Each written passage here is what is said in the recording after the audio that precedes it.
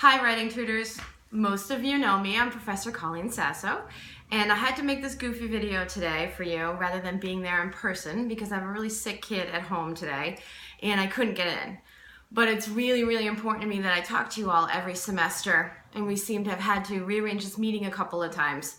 So I thank you for bearing with me watching this, and I encourage all of you to follow up with me with the things I say on this video today. I have office hours all week. You can always find me. You know where I am. So thank you. And that's the first thing I want to say is thank you for being a part of the writing process here at the college. I don't think we probably say that enough to you, how important it is that students have peers that can look at their work and can help them through the writing process. I think it's a phenomenally difficult job, and I've been doing it for over a decade, and it's still difficult for me. So I want to start off, I don't think we give you enough gratitude for the work that you do, so I want to start there. And the second thing, and the thing I want to cover today that I think is really, really important is that things are beginning to change a little bit when it comes to writing and research on campus. And that's what I would hope to introduce you to today. We are finding that students really are leaving our English 110 classes and some of our introductory classes not with the writing skills and the research skills necessary to take upper level classes. And then for the students who are moving on to transfer opportunities, they're not as prepared as they could be for upper level writing and research classes once they go to four-year institutions.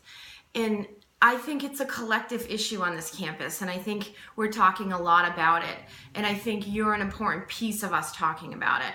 I talk about it with fellow faculty members, English and non-English, that writing and research skills should be something that we're doing across campus, and that it really takes a whole community for students to develop those skills. It's not easy. I'm sure many of you have felt that about your own writing and research skills. It takes time, it takes repetition, it takes a lot of eyes to look at the work. It takes people like Fran and Vandana in the library to help them with their research. So I really feel like it's a community collective effort, and you're a part of it. English 110, a lot of your students, I'm sure you see students from English 110, it really is a foundational course for this skill set.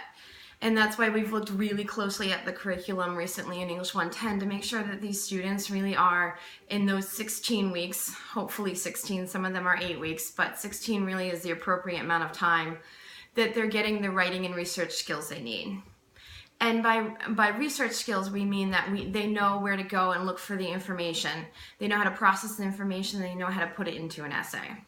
When I'm talking about writing skills, which is the product you get handed, right, when you're in the tutoring center, I'm talking about the ability to develop a thesis, right, a main point, a perspective, and to support it with evidence from the research.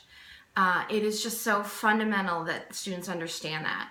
And so fundamental that we've really looked at the curriculum in English 110, and we're hoping that it starts to, if we can sort of get these skills set in English 110, they're going to transfer to psych, and they're going to transfer to the other essays that you're looking at. But in order to do that, we need to take a really close look at English 110. And I know you've heard of some of this before, but I'll start with the first document that I asked Patricia to print out, which is what we call now a semester-long research project. Some of you have probably seen this already. You've seen students bring in these types of essays. It is going to be a English 10 wide initiative by fall. Right now, a few of us are piloting it, but you will see by the fall, all English 110 instructors will be teaching the semester-long research project. And that's what that sheet shows you. People will be teaching it in different ways. There will still be short essays, but the student is sort of working on the research paper the entire time by looking at one topic the entire semester through 4 kind of different lenses. So it gives them the ability to get really close to one topic and to develop a really clear research thesis around that topic. It also asks students to be really objective in those first 3 papers. We find that students try to make decisions before they're completely informed about a topic. So you might find essays that are coming in from English 110, they're not persuasive until the very end, right? And the difference between information and persuasion, right, is that information, you're sort of just giving the facts, you're presenting the two sides. We ask them to talk about consequences. And then when you're being persuasive, you're choosing one of those sides and defending it. In English 110, we really want students to learn how to gather information before they make decisions about topics. So you'll see that's kind of the progress we follow. So on that sheet of paper, it shows the research strategies we use for each of the essays, and then we're still using that multi-essay model. But in the end, we're going to integrate that all into a final research essay. The second thing I asked Patricia to have you to print out and look at with you is a short essay guide. And I think that many of us, we know that writing can be a really creative process, but first you kind of have to start with the fundamentals. And I'm giving you these tools as just something that to know that this is how we're teaching. Many of us are teaching writing right now. And we talk to you guys a lot about content versus you needing to edit, right? This is a way, these are some of the ways you can talk about content rather than just talking about grammar, right? If they're handing you a paper and they're saying, oh, this is my informational paper about gun control, you can get a better sense of, are they providing information? Are they being persuasive? Did they follow the thesis? And the short essay guide is the same way. Professor Diane Hebert and I developed this as like, if we had to say everything we wanted to see in an essay, this is what it would look like, starting with really fundamental things like formatting. And this is an MLA guide because we do use MLA in English 110.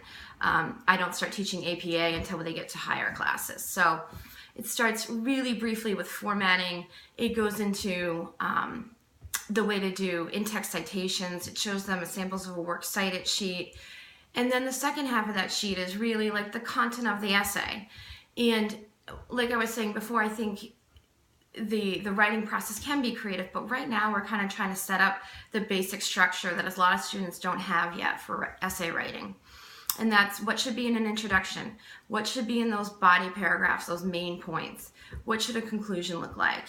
And I tell you, I've again been doing this a long time, and I find that the students that really understand the structure of an essay end up writing really good essays and being able to have some original thought, but they just kind of needed that skeleton. So I stress to my students two really important things the whole time I'm teaching writing, when I'm teaching academic research writing, and that's that a paragraph really can make an entire essay, right? If you know how to write a good research paragraph, you can write an entirely great research paper. So I focus a lot on that topic sentence, 2 citations per paragraph to support your point, analysis, transition. And we're talking, about 6 body paragraphs, an intro, conclusion, and that's what makes up an essay. So I want you to take a look at that because that's really a lot of the language we're beginning to use when we look at student writing when it's academic, is that they have these really well-built body paragraphs, that they have enough research in each of those, and that they know how to develop a works cited sheet. And then the very last thing is an MLA guide I use. I'm trying to clean it up a little bit because I think students find it slightly confusing the way I set up. If you introduce the quote first, you don't have to put the name in the parentheses, right? But I just take a look at it. It's something that I have found useful because it breaks it down. It breaks that in-text citation, which students will not pass English 110 without knowing how to do in-text citations in MLA. And I know they come to you and they ask you about how to do them, and I know you have your own tools for it. But a really big thing is kind of what goes in those parentheses, right?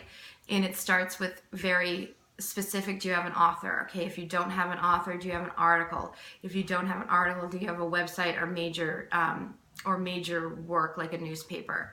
So it goes from very specific from author to very broad website. And that kind of just lays out how to do MLA in those types of situations. I have students print both the MLA guide out and the short essay guide out every time they're writing a paper so that they're remembering to refer to it. And I know you're going to have issues where students are having a lot of mechanics issues. You almost can't even get to that next part. But, and we talk about mechanics all the time. It's about identifying what the problem is. And if you can do that as a writing tutor, that helps us out so much.